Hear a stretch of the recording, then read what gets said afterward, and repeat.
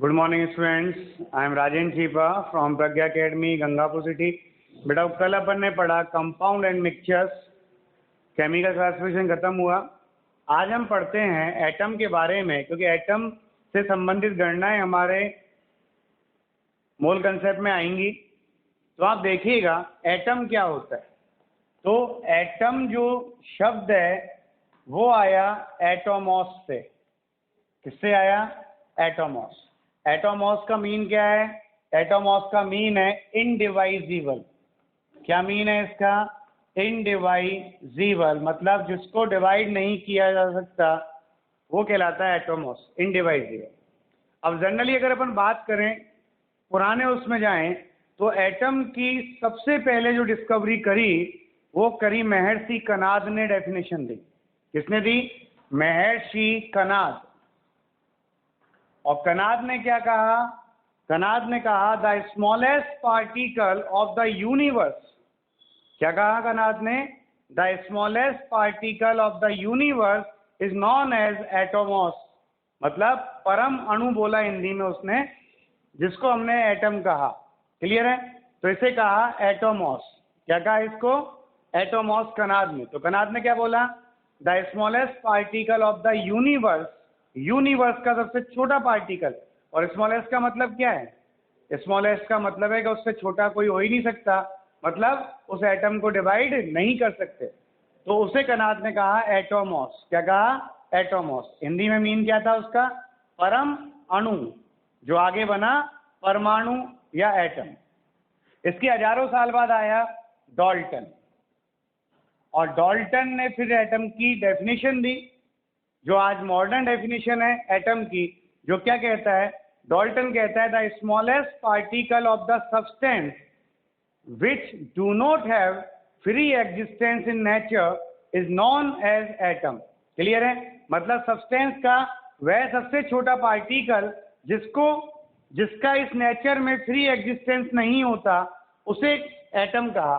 Clear है? तो Dalton के अकॉर्डिंग एटम क्या है? The smallest particle of substance which do not have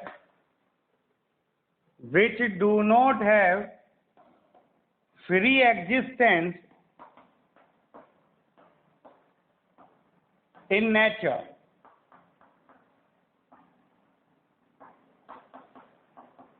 except helium, neon, argon, krypton, xenon और radon.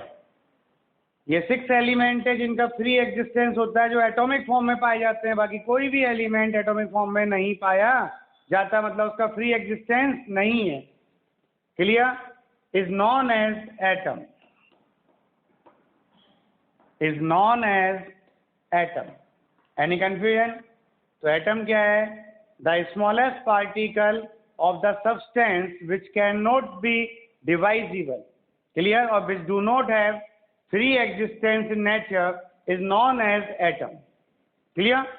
अब यहाँ पे अपन बात करें कि क्या एटम डिवाइजिबल है? अपन कहेंगे नो। एटम क्या है? Atom is indivisible particle. और दूसरा क्या है? एटम जो है सब्सटेंस की सबसे छोटी यूनिट है, जो किसमें पार्टिसिपेट करती है? केमिकल रिएक्शंस में पार्टिसिपेट करती है। तो atom can participate in chemical reaction. ये है एटम की डेफिनेशन। क्लियर? तो एटम क्या है? The smallest particle of the substance which do not have free existence. Free existence मतलब स्वतंत्र नहीं है। क्लियर? केवल ये 6 एलिमेंट्स हैं इनर्ट गैसेज के, helium, neon, argon, krypton, xenon और रेडॉन। ये फ्री एग्जिस्टेंस में पाए जाते हैं। इसके अलावा कोई भी फ्री एग्जिस्टेंस नहीं रखता, वो कंबाइनिंग फॉर्म में ही पाया जाएगा। क्लियर है? मतलब मॉलिक्यूलर फॉर्म में पाया जाएगा। फिर दूसरी बात आती है एटम इज इनडिवाइजिबल। क्या है एटम? इनडिवाइजिबल है। और फिर तीसरी आती है atom can participate in the chemical reaction. तो केमिकल रिएक्शन में सब्सटेंस का जो सबसे छोटा पार्टिकल है वो जो पार्ट करता है वो है एटम। मॉलिक्यूल नहीं करता, लिखते मॉलिक्यूलर फॉर्म में, लेकिन रिएक्शन एटम करता है। रिएक्शन कौन करता है? एटम करता है। कोई कंफ्यूजन? अब हम यहाँ देखें कि एटम में और क्या आएगा वो देखिएगा। क्लियर? अब हमें यहाँ देखना है एटम में कितने न्यूट्रॉन है, कितने प्रोटॉन है और कितने इलेक्ट्रॉन्स हैं, वो देखना होता है। क्लियर है? तो यहाँ अपन देखें, ये एटम का न्यूक्लियस हो गया और ये इसका आउटर मोस्ट पार्ट हो गया। अब तो दिख रहा है ना पूरा, ये आउटर मोस्ट पार्ट हो गया, तो इसे तो कहते हैं न्यूक्लियस। क्या कहते हैं इसको? तो न्यूक्लियस। और ये जो बाहर वाला पार्ट है ये पूरा, ये कहलाता है outer part of atom. Nucleus में दो तरह के पार्टिकल रहते हैं, न्यूट्रॉन्स और प्रोटॉन्स। क्लियर है? प्रोटॉन पॉजिटिवली चार्ज होता है, न्यूट्रॉन जीरो चार्ज वाला होता है, मतलब न्यूट्रल होता है। और जो ये आउटर पार्ट है इसमें रहते हैं आपके इलेक्ट्रॉन्स। क्या रहते हैं आपके? इलेक्ट्रॉन्स रहते हैं। क्लियर? तो ये रहते हैं इलेक्ट्रॉन्स। अब सबसे बड़ी बात है कि हम कैसे पहचानेंगे सर, कैसे कैलकुलेट करेंगे किसी एटम में कितने प्रोटॉन हैं, कितने न्यूट्रॉन हैं और कितने इलेक्ट्रॉन्स हैं? तो वो देखिएगा। एटम को रिप्रेजेंट करने का तरीका है ZXA। ऐसे लिखते हैं किसी भी एटम को। इस ए को आप पीछे भी लिख सकते थे ऐसे, ZXA, ये भी आ सकता है। ठीक है ना भाई? तो यहाँ जो Z है, ये Z तो बताता है किसको? एटॉमिक चार्ज को। किसको बताता है Z? एटॉमिक चार्ज को बताता है। क्लियर है? और एटॉमिक चार्ज को बताता है जिसे हम कहते हैं एटॉमिक नंबर। क्या कहते हैं इसको? एटॉमिक नंबर कहते हैं। जो किसको बताता है? ये बताती है आपके नंबर ऑफ प्रोटॉन्स को। किसको बताती है? नंबर ऑफ प्रोटॉन्स को, कितने प्रोटॉन्स हैं। क्लियर? तो Z क्या है आपका? Z एटॉमिक नंबर है जो हमें ये बताता है कि सर कितने प्रोटॉन्स उसके न्यूक्लियस में प्रेजेंट है। और एक एटम के लिए Z फिक्स होता है, ये कभी भी चेंज नहीं होता अगर एटम फिक्स है तो। क्लियर? ये नंबर ऑफ प्रोटॉन को बताता है। प्रोटॉन क्या है? न्यूक्लियस में रहने वाला इकलौता चार्ज पार्टिकल है, तो इसे हम न्यूक्लियर चार्ज भी कहते हैं या एटॉमिक चार्ज भी कहते हैं। क्लियर? फिर यहाँ पे अपन बात करें ए जो है वो बताता है मास नंबर को, मास नंबर। और मास नंबर किसको बताती है? मास नंबर बताती है आपके नंबर ऑफ प्रोटॉन्स और plus number of neutrons. Clear है? किसको बताती है ये? ए नंबर ऑफ प्रोटॉन्स और नंबर ऑफ न्यूट्रॉन्स को बताता है, जो हम कहते हैं मास नंबर। और जो एक्स है, ये एक्स रिप्रेजेंट करता है किसको? एक्स रिप्रेजेंट करता है आपके सिंबल को। क्या उसका सिंबल क्या है, प्रतीक क्या है? जैसे हाइड्रोजन का H है, क्लोरीन का Cl है, बोरॉन का B है, सोडियम का Na है, कॉपर का Cu है, वो है X। क्लियर? अब हम यहाँ पर देखें, आपसे कोई पूछ ले कि सर उसमें कितने इलेक्ट्रॉन हैं, कितने प्रोटॉन्स हैं और कितने न्यूट्रॉन्स हैं, तो यदि यहाँ पर हमसे पूछे कि सर नंबर ऑफ प्रोटॉन्स कैसे निकालेंगे, तो नंबर ऑफ प्रोटॉन्स निकालने का तरीका क्या है वो देखिएगा। तो नंबर ऑफ प्रोटॉन्स होता है एटॉमिक नंबर के बराबर। कितना होता है number of protons? Atomic number के बराबर होता है। मतलब Z जितना एटॉमिक नंबर है उतने प्रोटॉन्स होंगे। फिर आपको सेकंड पूछे कि नंबर ऑफ न्यूट्रॉन्स कितने होंगे, तो नंबर ऑफ न्यूट्रॉन्स देखिए, ये number of protons plus neutrons है और ये नंबर ऑफ प्रोटॉन्स है। यदि इसमें से मैं इसको माइनस कर दूं तो प्रोटॉन से प्रोटॉन कट गया, क्या बच गया? न्यूट्रॉन्स बच गया। तो आप क्या करेंगे?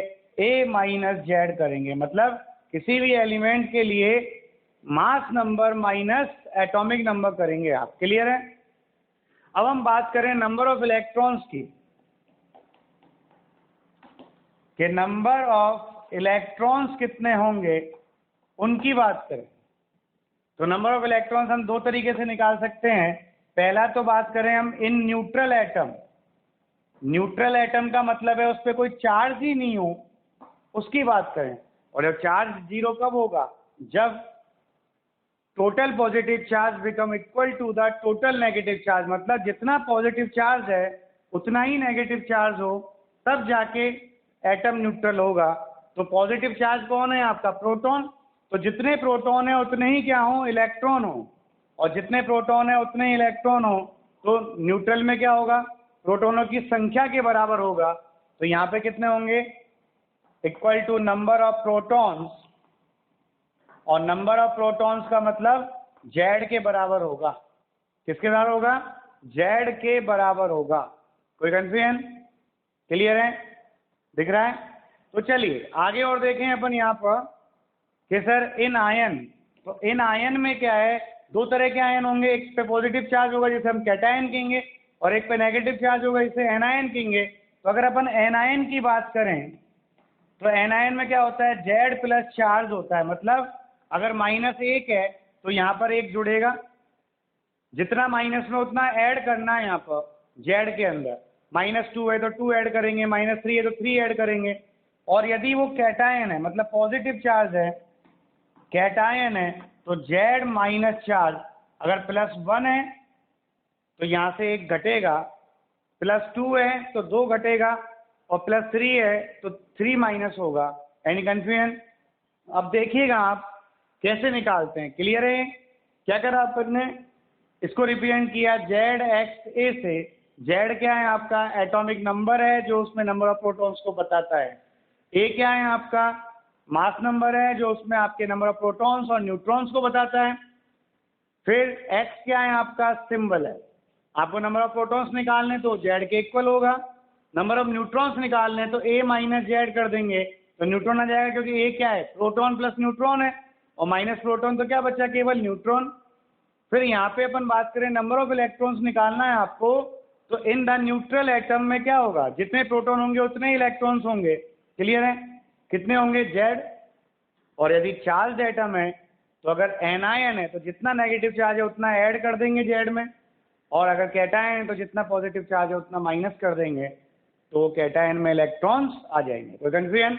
चलिए अब आप एग्जाम्पल देखिएगा कैसे सॉल्व होता है, वो एग्जाम्पल देखिएगा। क्लियर है? कैसे सॉल्व होगा वो एग्जाम्पल देखिएगा।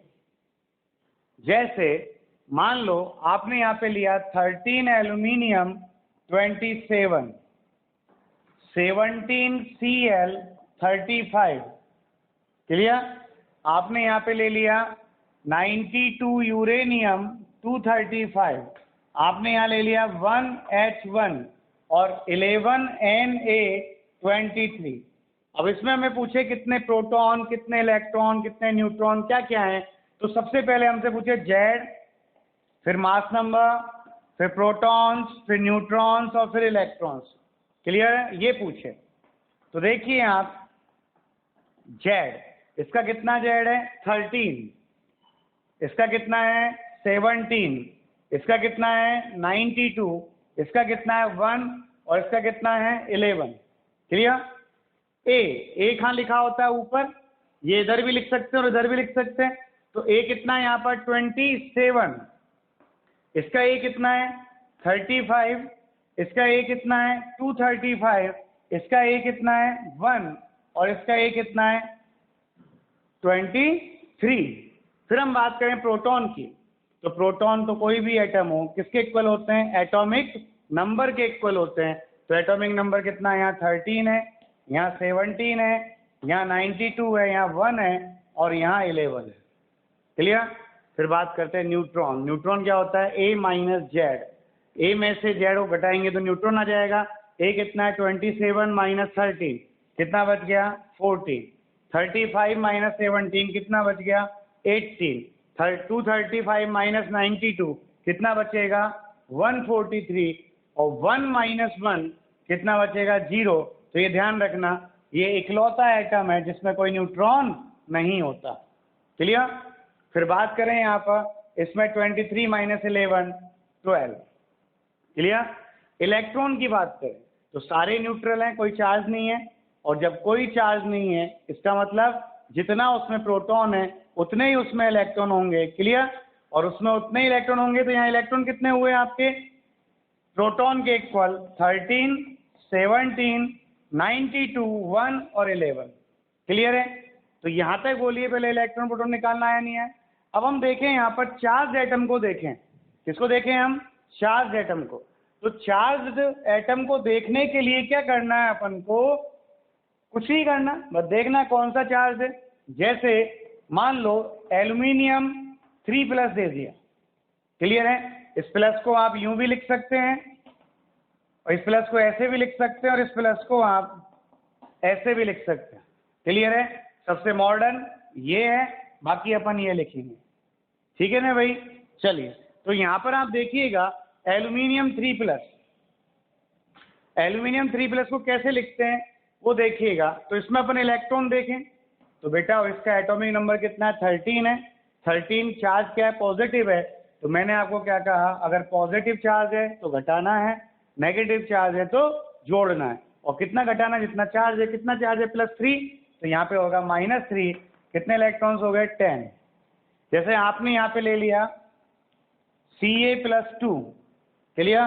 कैल्शियम का एटॉमिक नंबर कितना है, 20, और चार्ज प्लस है तो क्या होगा, -2 डेट इज 18 इलेक्ट्रॉन्स हो गए। तो इसमें हो गए 18 इलेक्ट्रॉन। आपने ऐसे यहाँ पे ले लिया S2-। क्लियर। इसका एटॉमिक नंबर कितना सल्फर का, 16, और चार्ज कौन सा, माइनस है, तो क्या होगा, ऐड होगा। देन कितने इलेक्ट्रॉन्स हो गए, 18 इलेक्ट्रॉन्स। आपने मान लो यहाँ पे ये दे दिया आपको U6+। क्लियर। और U6+ दे दिया, मतलब एटॉमिक नंबर कितना है इसका, 92, और प्लस है तो घटेगा, -6 बराबर 86 इलेक्ट्रॉन्स होंगे। कोई कन्फ्यूजन, कर सकते हैं अपन, कोई प्रॉब्लम है तो आप बताइए। जैसे आपने यहाँ ले लिया स्कैंडियम 3+। क्लियर। स्कैंडियम का एटॉमिक नंबर कितना है, 21, और चार्ज कैसा है, प्लस है, तो घटेगा। तो 21 - 3 दैट इज 18 इलेक्ट्रॉन्स। तो बोलिए अब इलेक्ट्रॉन, प्रोटॉन, न्यूट्रॉन समझ में आया कि नहीं आया, कैसे निकालेंगे किसी एटम में। क्लियर है। तो चलिए आज के लिए इतना ही काफ़ी है, और कल के लेक्चर में लेंगे इनसे संबंधित टॉपिक जिसका नाम है सब एटॉमिक पार्टिकल्स, जिसको अपन कल पढ़ेंगे। क्लियर। और आप अपने 10th की तैयारी करते रहिए। आपके 10th के लेक्चर्स हम भेज रहे हैं, मैथ्स के और SS के। पढ़ते रहिए, पेपर 100% होने हैं। आप किसी भी अफवाहों में नहीं आए और पढ़ते रहें ताकि रिजल्ट्स आपके अच्छे आएँ। Thank you.